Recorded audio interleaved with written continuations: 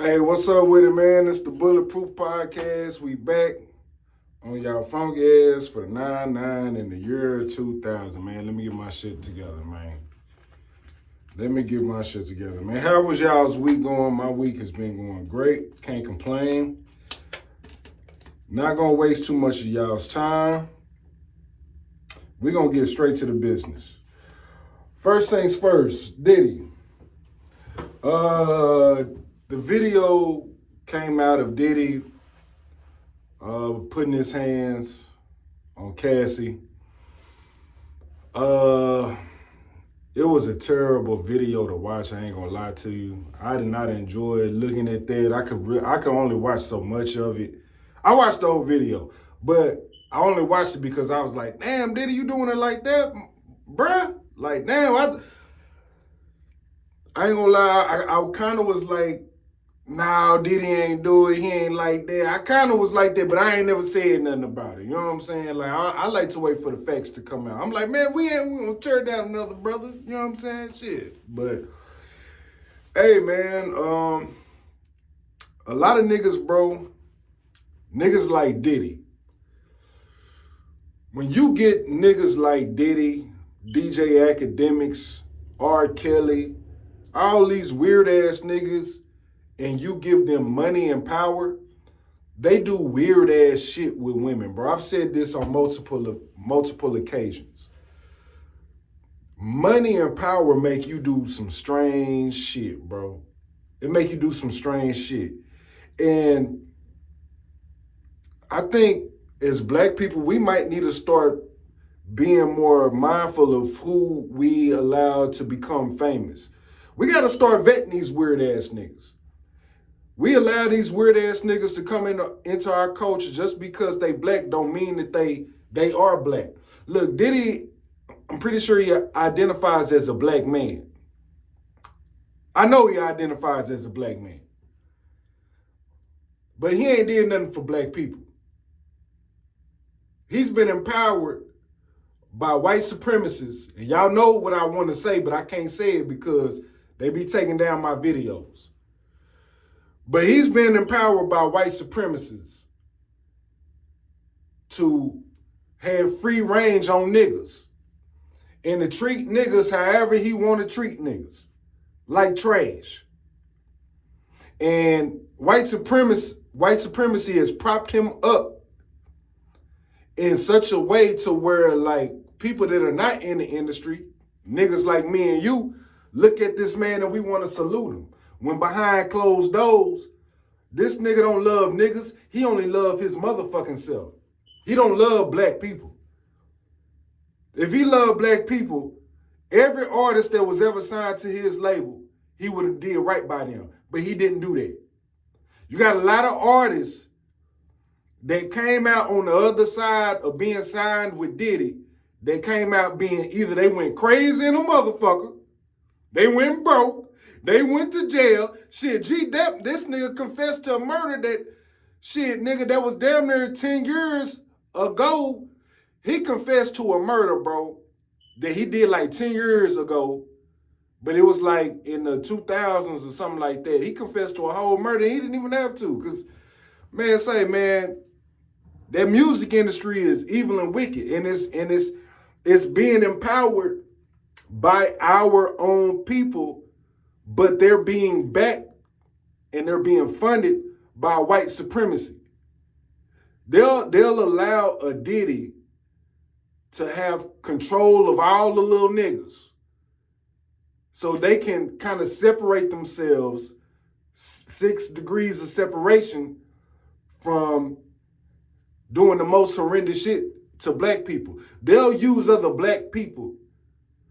Diddy is the new overseer.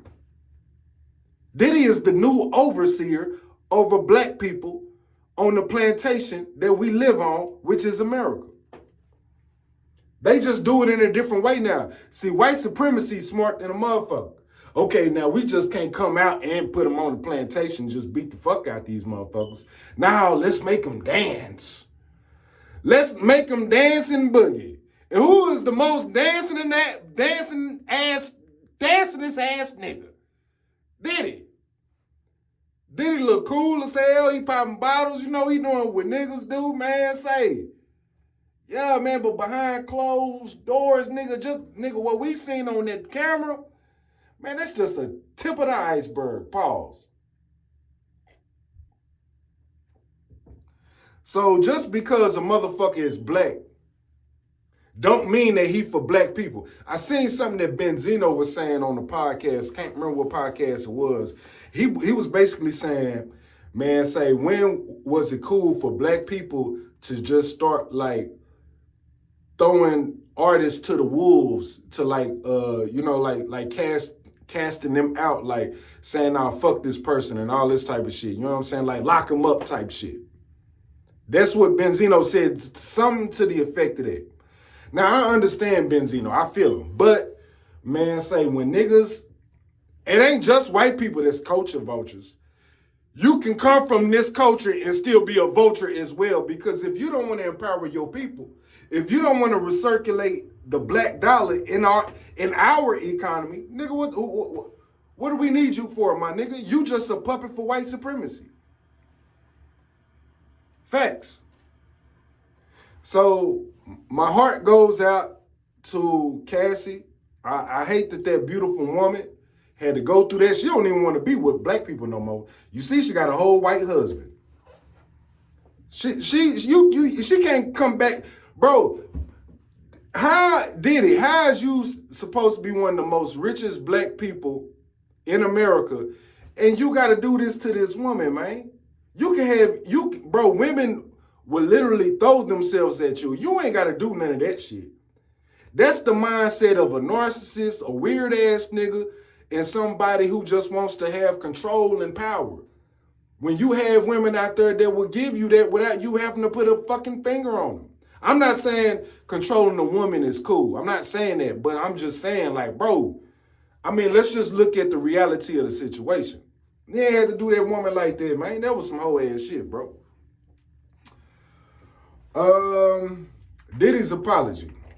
That was crazy. Diddy, man, don't nobody believe that weak ass apology, boy. Look, and then the next day, this nigga was photoed. Somebody was recording this nigga walking around smoking weed and shit. Diddy out there smoking weed with some Jamaicans and shit. Now he want to be Jamaican now.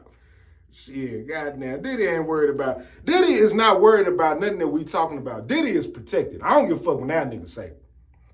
Diddy is protected. Hello. And he knows that. Now, how did the video come about? This is just my personal opinion. I think that the video came out through the feds because they want outrage against Diddy to prosecute him, but I don't see how they can prosecute him when everything is so old and there's no physical evidence. You don't have Diddy. You don't have no physical evidence saying that Diddy killed Pac. Even though Keefe D came out and said it. Where's the evidence for that? You don't have no evidence saying that Diddy killed Biggie. Where's the evidence for that? You don't have no evidence for, like, maybe the R-word allegations. I don't know, man. It's a tricky slope. But I don't really know, bro. I don't really know. But man, we gotta stop. Black people, we gotta start vetting who we make famous. In order for the next motherfuckers to become famous, y'all gotta stand with black people. Y'all gotta speak about black issues, and y'all gotta start giving back to the community. Now, did Diddy do that? I don't know. I heard he had a school for young black boys, but I heard that school was some faulty ass shit. I heard that school was faulty. Maybe I could be motherfucking wrong.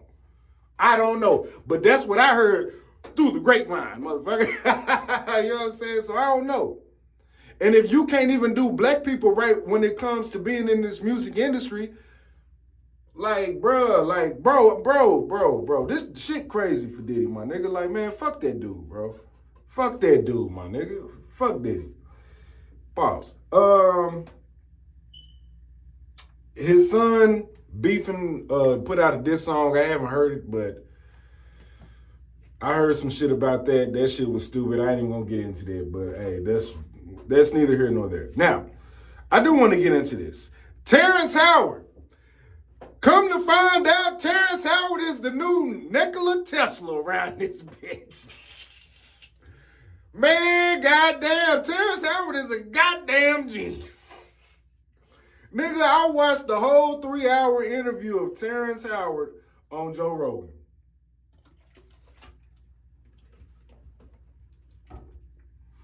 I thought he was going to talk about movies and shit and, things that... Man, Terrance Howard might be the next Nikola Tesla.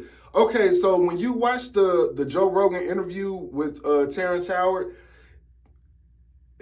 he starts it off how he starts it off. I'm not going to give any spoilers.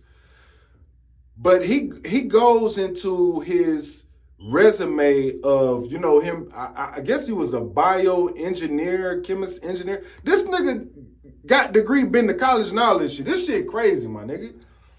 Not only that, but he's Terrance Howard done goddamn me proved gravity wrong. That's how smart this nigga is. Now, I don't know if it's true. I don't know how true it is. But the way that Terrance Howard explains this with so much motherfucking passion and with so much mathematical fact to back this up, I want to hear another maybe physicist or like a mathematician or somebody else, and he's willing to debate anybody. That's another thing I respect about Terrance Howard, because he literally said, he was like, bro, I'll debate anybody with this shit. He basically debunks gravity, my nigga. Not only does he debunk gravity, it gets deeper than that. Apparently, this nigga got a whole bunch of patents about free energy, how you can use waves and frequencies to manipulate fucking time and matter. Bro, Terrance Howard is a goddamn genius. And it was so cold, too, because Terrance Howard also said on the Joe Rogan podcast, he was like, because at a point of his life, he was getting all this knowledge and stuff, but he was going through some stuff within the industry. And he was like, nigga, all the knowledge I know, I damn near wanted to destroy mankind with all the knowledge. I was going to become a supervillain. That shit was funny as hell. Terrance Howard, use your please, sir, use your education for fucking positive reasons, because we don't need black... Bro, I'm telling y'all, bro, this shit was... Bro, I watched this shit for a whole 3 hours. This nigga done invented... Bro, Terrance Howard got like 97, 67. I'm getting the number wrong, but somewhere between the 60s and 90s. This nigga got patents on motherfucking inventions. This nigga got inventions. This nigga showing Joe Rogan all... Bro, Terrance Howard created VR. He created virtual reality.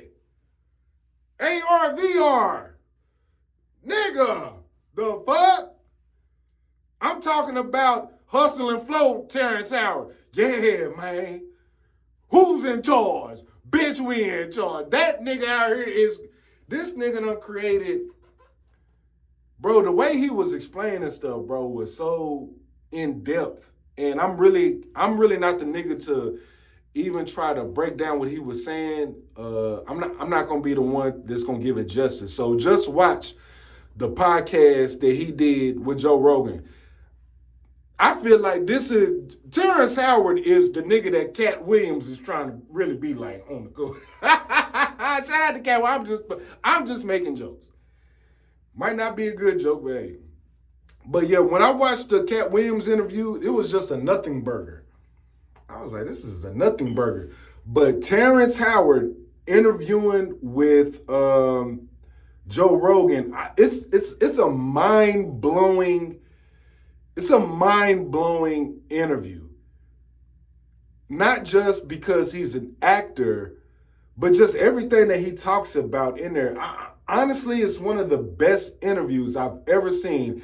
And I want somebody to debate him, because I don't know science. I don't know math. I don't know numbers like that. I'm not the most intelligent guy in the world, as y'all can tell.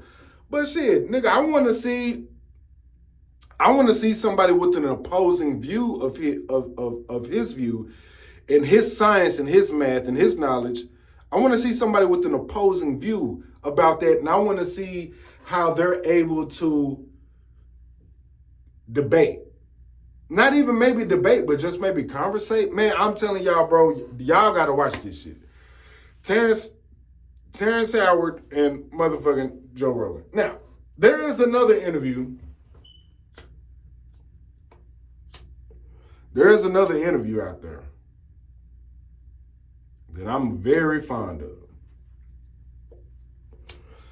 I don't know how true this interview is. Let me take this off. I'm sweating like a motherfucker. God damn. There's another interview out there.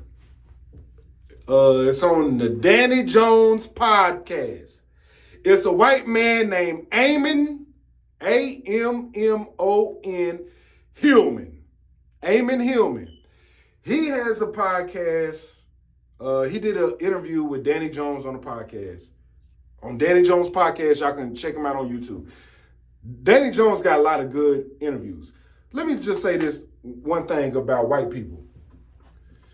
White people right now, and let me give y'all some motherfucking credit, and let me salute y'all, because y'all is tired. Y'all is just as tired about the lies and the way this government works, just as everybody else out here. And I love the fact that white people are coming out and exposing a lot of these motherfucking lies when it comes to history, religion, mathematics, when it comes to, I'm seeing white people go off on political influencers, Pearl Mania 500. Yeah, I'm loving what white people is mad at other white people right now.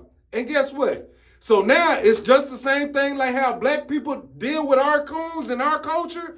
White people do the same. They start to do the same thing with their people and their culture. And guess what? I'm here for it. I respect it. White people, call out your coons. Call out your goddamn coons like how niggas do. I respect it, white people. Now, back to Danny Jones and Eamon Hillman on this podcast, Danny Jones podcast. Man, he say some stuff about Jesus on there, and he's breaking it down from a historical fact because he classifies himself as a classist, a linguistic expert. So he's able to interpret the original text, which was written in Greek, and he's an expert on Greek.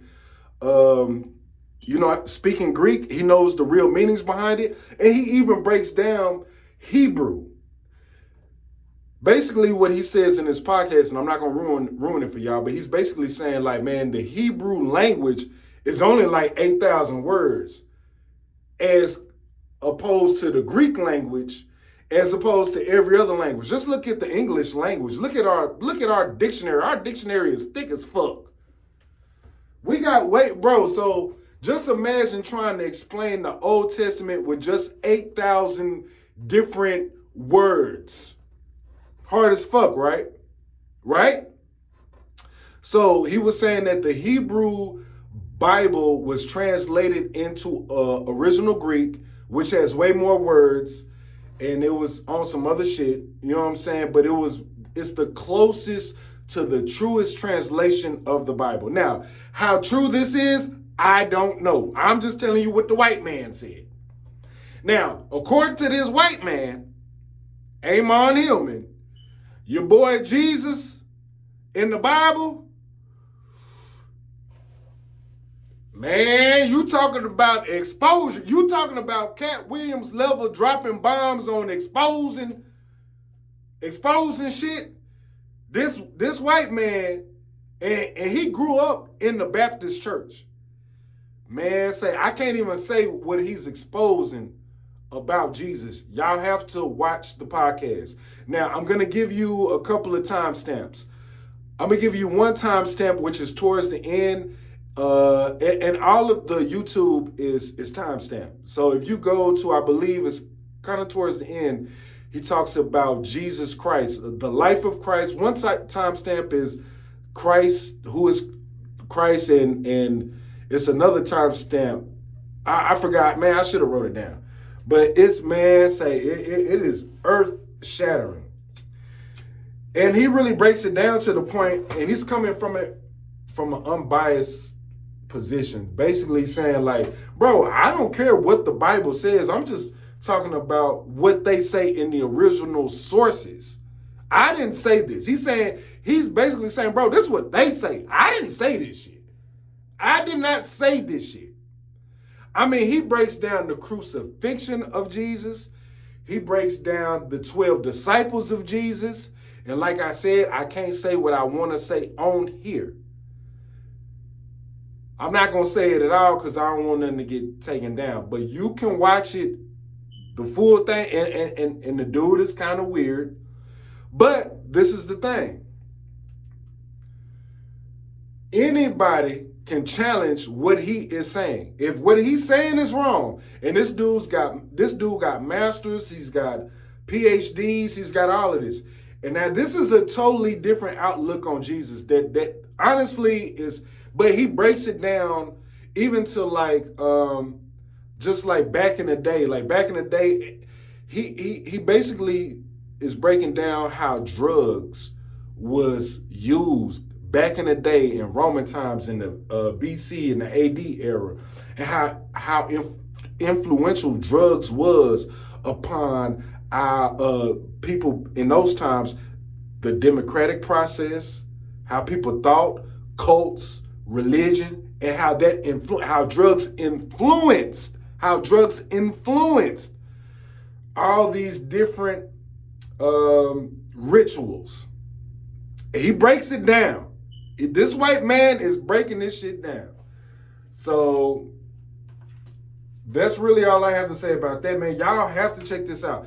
It's so good that I got to watch it again. I got to watch the Terrance Howard podcast again. It's really good. Yeah, and really, that's pretty much it. Other than that, Bulletproof Podcast, we only 22 minutes in. It was so good I had to come and do a podcast about it. I know this is short, but hey, check it out. Love y'all. Till next time, be your best time. We out this bit.